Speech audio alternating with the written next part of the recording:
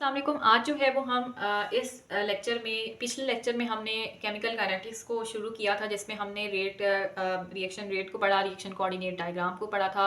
उसके अलावा रिएक्शन जो है वो रेट कांस्टेंट के बारे में पता किया था और factors affecting the reaction rate वो पढ़ा था।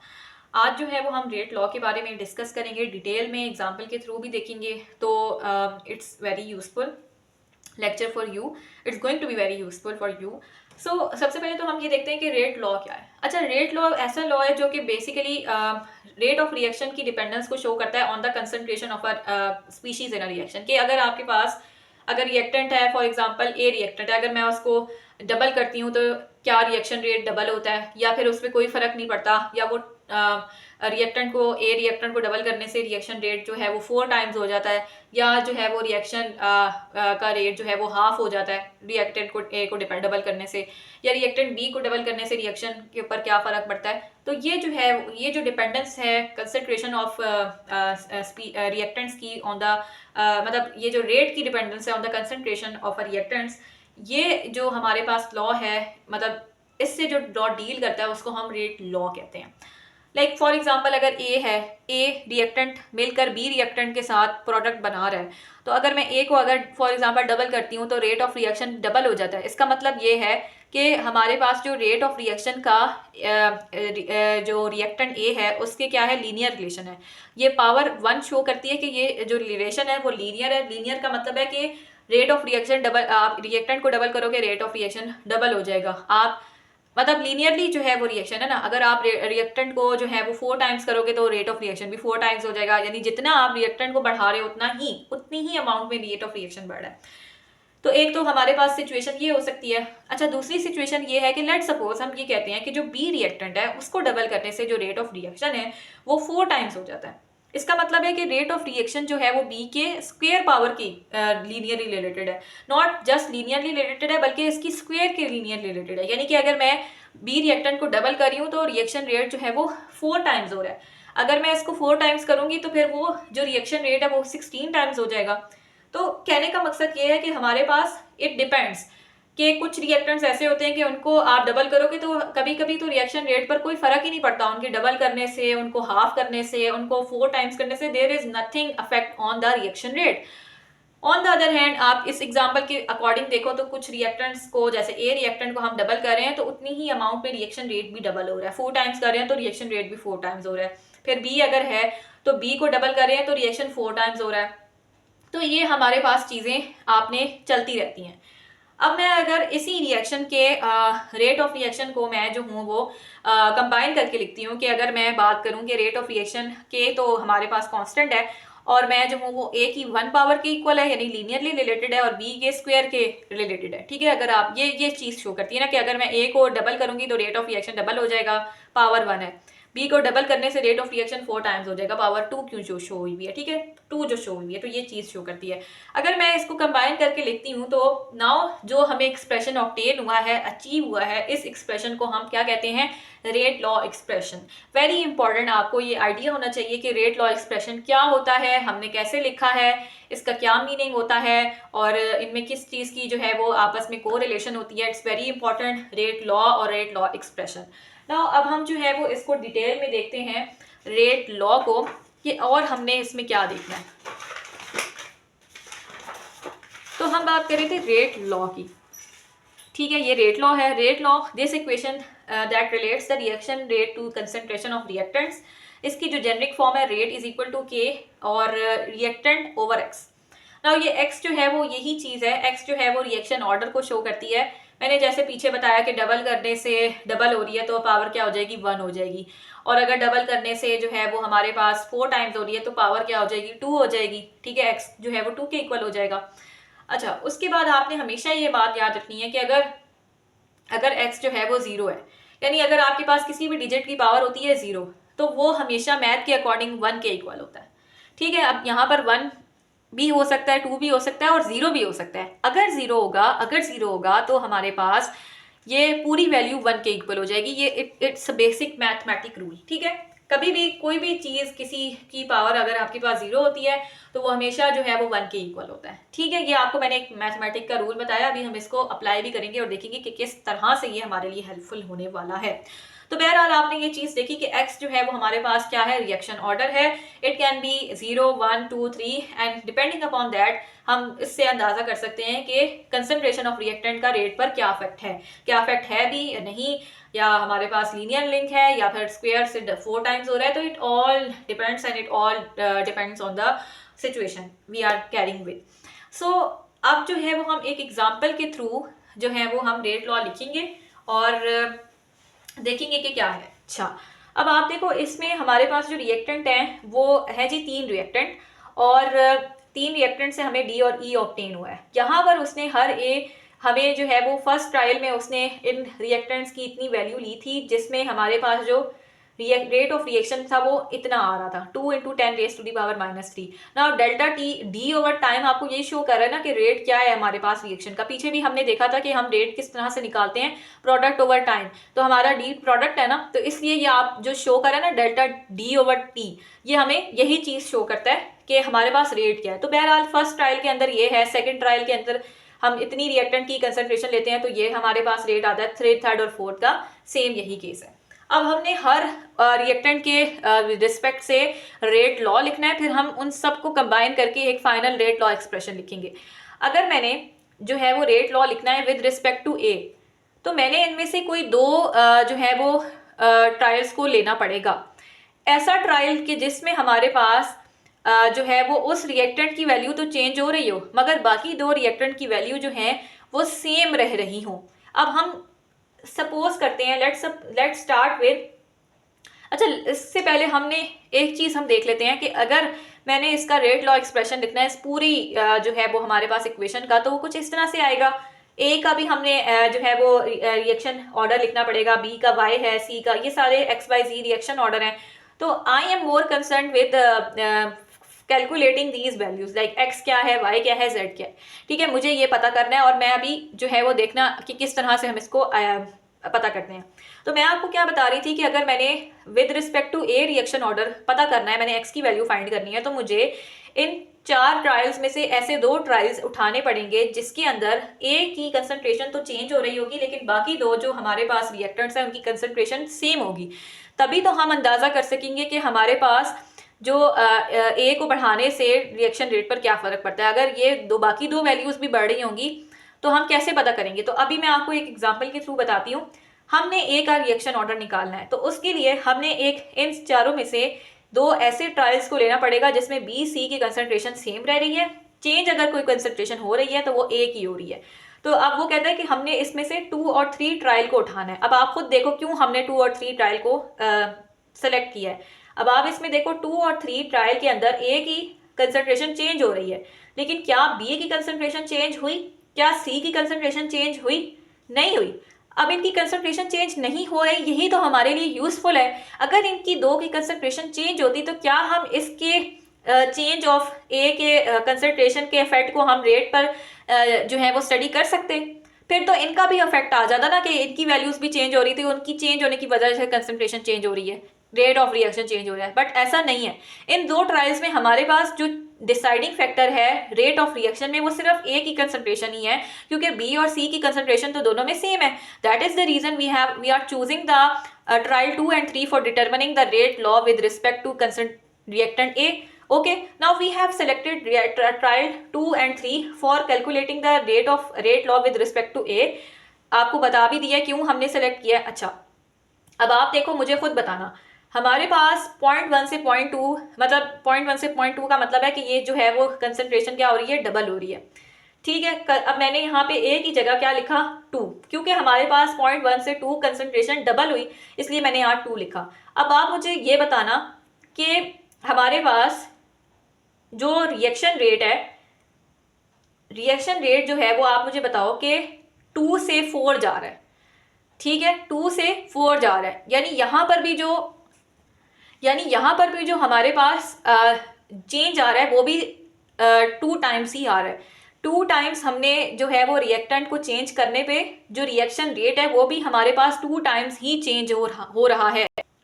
ऐसा ही है ना कि हमारे पास जो रेट है वो भी 2 टाइम्स ही चेंज हुआ है। अच्छा, उसके बाद अब आप चूंकि रेट भी 2 टाइम्स चेंज हुआ है तो हम रेट की जगह भी यहाँ पे हमने 2 पुट किया है। ठीक है, अब देखो 2 पुट किया है और यहाँ पर हमारे पास जो रिएक्टेंट है वो भी 2 है।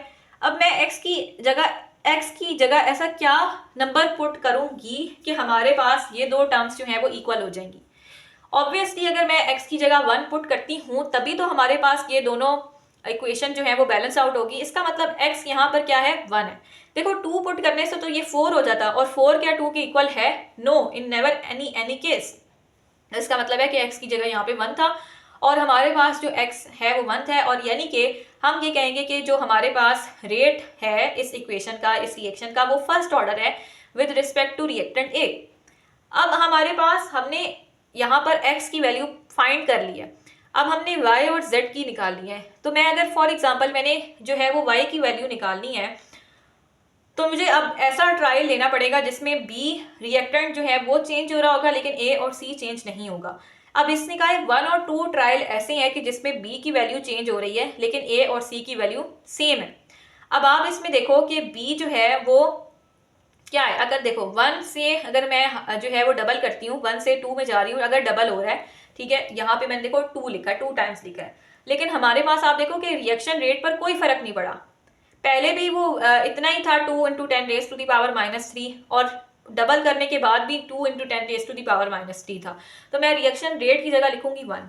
अच्छा, अब आप मुझे बताओ कि मैं x की जगह ऐसी क्या वैल्यू पुट करूं कि हमारे पास ये जो है वो ये इक्वेशन 1 के इक्वल हो जाए।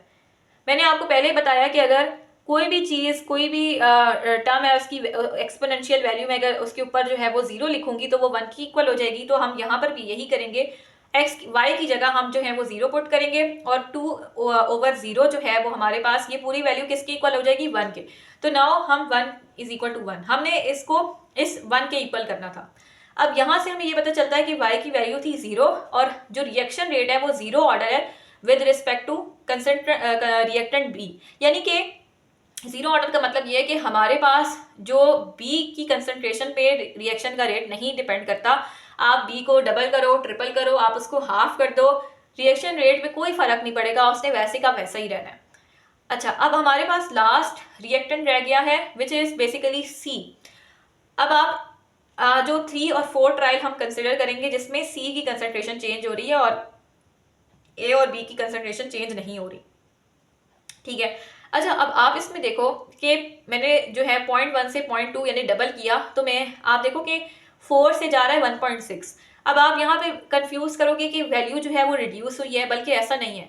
आप देखो 4 के ऊपर पावर है -3 की और 1.6 के ऊपर पावर है -2 की। तो असल में जो 1.6 into 10 raise to the power -2 है ना, ये हमारे पास वैल्यू बड़ी है। अगर मैं इस -2 को -3 करना चाहती हूँ ना, तो मैं क्या करूँगी कि पॉइंट को, जो 0.6 है ना, 6 के आगे मैं पॉइंट ले जाऊंगी। तो अब ये वैल्यू जो है ना वो -3 बन जाएगी, जो कि पहले -2 थी। तो अब फाइनल वैल्यू जो है वो इन टर्म्स ऑफ -3 वो आ रही है 16। यानी कि अगर हम जो है वो 1 से 2 पे जाते हैं, यानी डबल करते हैं रिएक्टेंट C की कंसंट्रेशन को, तो हमारे पास जो रेट है वो 4 से 16 टाइम्स हो जाता है। यानी 4 से 16 टाइम्स जो है, इसका मतलब क्या हो रहा है कि रेट जो है वो 4 टाइम्स हमारे पास 4 टाइम्स जो है वो इंक्रीज हो रहा है। तो मैं यहाँ पर डबल किया ना, तो मेरा जो रिएक्शन रेट था वो 4 टाइम्स इंक्रीज हुआ है, तो मैं यहाँ पे 4 लिखूंगी। अब मैंने z की जगह ऐसी वैल्यू पुट करनी है कि ये वैल्यू जो है 4 की इक्वल हो जाए। 2 पुट करूंगी तो हमारे पास 4 की इक्वल होगी। तो इसका मतलब जो हमारे पास रिएक्शन रेट लॉ है with respect to C, reaction order है विद रिस्पेक्ट टू C, वो क्या है हमारे पास 2। अब मैंने जो है वो यहाँ पर x की वैल्यू भी फाइंड की, y की भी निकाली, z की भी निकाली, और अब मैं इसको कंबाइन करके लिखूंगी, ठीक है। कंबाइन करके लिखने से क्या होगा कि मैंने a के ऊपर क्या है हमारे पास 1, पीछे हमने देखा b को हम यहाँ पे नहीं लिख रहे क्योंकि b की कंसंट्रेशन थी 0। 0 ना लिखो तो कोई फर्क नहीं पड़ता क्योंकि वो b के ऊपर डिपेंड नहीं कर रहा। और आखिर में हमने c लिखा जिसकी जो है वो ऑर्डर था, सेकेंड ऑर्डर रिएक्शन था विद रिस्पेक्ट टू c। तो ये हमारे पास जो फाइनल रेट लॉ एक्सप्रेशन है वो इस तरह से हमने निकाली, और इसको निकालने का पूरा तरीका मैंने एक्सप्लेन किया है आपको। अच्छा, उसके बाद हम जो है वो, एक तरीका तो ये था रेट लॉ एक्सप्रेशन को निकालने का। दूसरा तरीका, एक और तरीका भी होता है कि अगर हमारे पास उसने जो है वो रिएक्शन पूरा लिख कर दिया हुआ है, ठीक है, उसने एक रिएक्शन लिख कर दिया हुआ है, उसने रिएक्शन का सेकंड स्टेप भी लिख कर दिया हुआ है, ठीक है। तो अगर हमारे पास डिटेल स्टेप लिखे हुए हों रिएक्शन के, तो उस तरह से भी रेट निकालना बड़ा आसान हो जाता है हमारे लिए। लाइक अगर मैं स्टेप 1 को देखूं, स्टेप 1 से रेट निकालने की कोशिश करूं तो रेट में कैसे लिखूंगी, अगेन वही कांस्टेंट आएगा और ए लिखूंगी, ठीक है। ए के साथ कोई कोफिशिएंट नहीं है तो ए को सिंगल रहने दे दिया। अब सी के साथ जो कोफिशिएंट है ना उसको मैंने एक्सपोनेंट वाली जगह पे ले जाना है, ठीक है, उसके ऊपर ले जाना है इसका जो भी हमारे पास स्टोइकियोमेट्रिक कोफिशिएंट था। तो इस तरह से रेट जो है वो इन टर्म्स ऑफ ए और सी मैंने निकाला। ओके, अच्छा उसके बाद मैं सेकेंड स्टेप में बी के टर्म्स में निकालूंगी। अच्छा इसमें आपने ना रिएक्शन रेट निकालते वक्त आपने ये रेट लॉ निकालते वक्त इस बात का ख्याल रखना है कि आपने जो रिएक्शन के अंदर हमारे पास चीज़ें सॉलिड या लिक्विड में लिखी होती है ना उसको आपने कंसिडर नहीं करना होता। अब जैसे ये हमारे पास इंटरमीडिएट जो है वो है सॉलिड में लिखा हुआ, तो इसलिए हम इसको कंसिडर नहीं करेंगे in the rate law expression, ठीक है। तो हमारे पास हम आई को इग्नोर इसलिए हम करेंगे क्योंकि वैसे तो हम यहाँ पे के की जगह बी हमने लिखा है, आई भी लिखना चाहिए था असूलन, लेकिन हमने आई क्यों नहीं लिखा, क्योंकि ये हमारे पास इन द सॉलिड स्टेट है। हम हमेशा सॉलिड लिक्विड को इग्नोर करते हैं, उनको कभी भी रेट लॉ की एक्सप्रेशन में इंक्लूड नहीं करना होता। अब यहाँ पर एक्वस फॉर्म हमेशा हम कंसिडर करते हैं, जैसे बी एक्वस में था, ए और सी एक्वस में था, तो हमने उनको कंसिडर किया। तो सेकंड स्टेप के अकॉर्डिंग जो रेट है वो के बी के इक्वल आ रहा है, क्योंकि इसके साथ तो कोई कोफिशिएंट नहीं है तो इसलिए हमारे पास कोई एक्सपोनेंट भी नहीं आएगा।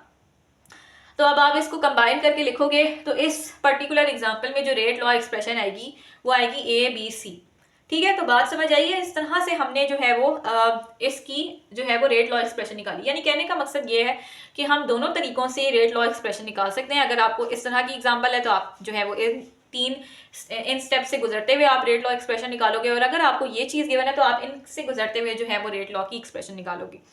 अभी तक हमने जो है वो इसकी बात की। अच्छा अब हम क्या करते हैं, अब जो है वो हमारे पास थोड़ा सा बस रह गया है, विच इज़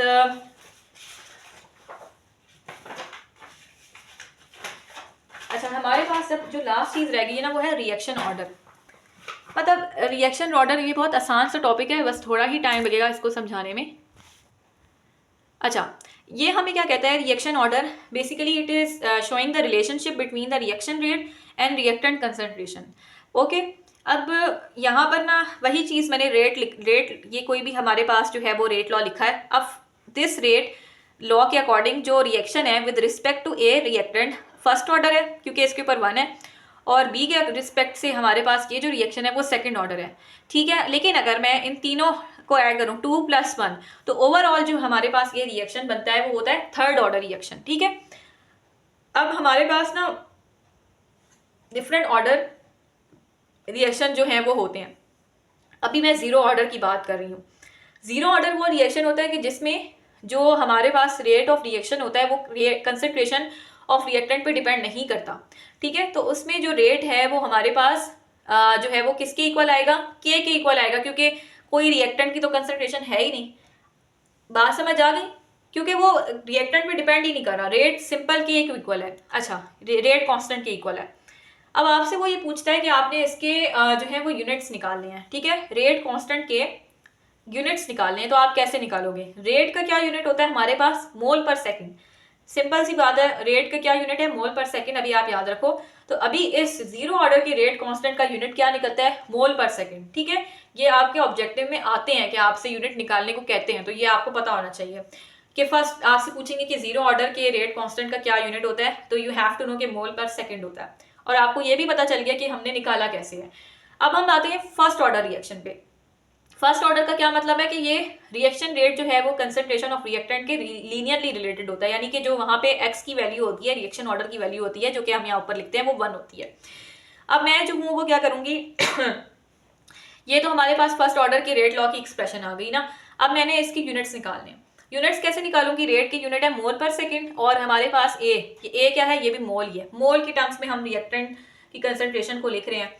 तो अब यहाँ पर मोल जो है मोल से कैंसिल आउट होगा, तो अब सिर्फ हमारे पास 1/s रह जाएगा, 1/सेकंड रह जाएगा। तो अभी हमारे पास जो के के हमारे पास जो यूनिट्स आए हैं वो क्या आए हैं, 1/s, या इसको हम जो है वो इस तरह से भी लिख सकते हैं, ठीक है। अच्छा उसके बाद जो है वो हमारे पास आ जाता है सेकंड ऑर्डर रिएक्शन, और ये हमारे पास लास्ट ऑर्डर रिएक्शन है, ठीक है। वैसे तो बहुत सारे होते हैं, लेकिन हमारे जो काम के ऑर्डर मतलब हमारे लिए जो इंपॉर्टेंट है वो है सेकंड ऑर्डर तक ही है। तो बस सेकंड ऑर्डर को हम पढ़ते हैं और फिर हम लेक्चर जो है वो ख़त्म करेंगे। अच्छा, सेकंड ऑर्डर का क्या मतलब है, पीछे भी हम पढ़ के आए हैं कि जो हमारे पास रेट जो है वो डिपेंड करता है square of one reactant concentration और the product of reactant concentration. ठीक है, कहने का मकसद ये है कि अगर फॉर एग्जांपल एक ही रिएक्टेंट है पूरे रिएक्शन के अंदर, तो फिर अगर वो सेकंड ऑर्डर हमने उसको कहना है तो या तो वो उसके स्क्वायर से लिंक होगा, या अगर हमारे पास दो रिएक्टेंट्स हैं और वो सेकंड ऑर्डर है तो इसका मतलब है कि दोनों के सिंगल सिंगल होंगे, उनके प्रोडक्ट होंगे, तो तब भी तो ये सेकंड ऑर्डर बन जाता है ना, ओवरऑल रिएक्शन 1+1 2, और सिंपली अगर एक ही रिएक्टेंट है तो 2। तो बात समझ आ रही है, यानी दोनों सिचुएशंस हो सकती हैं। बहरहाल ये तो हमने निकाल लिया। अब हमारा मेन कंसर्न है सेकंड ऑर्डर के रिएक्शन के यूनिट्स को निकालना।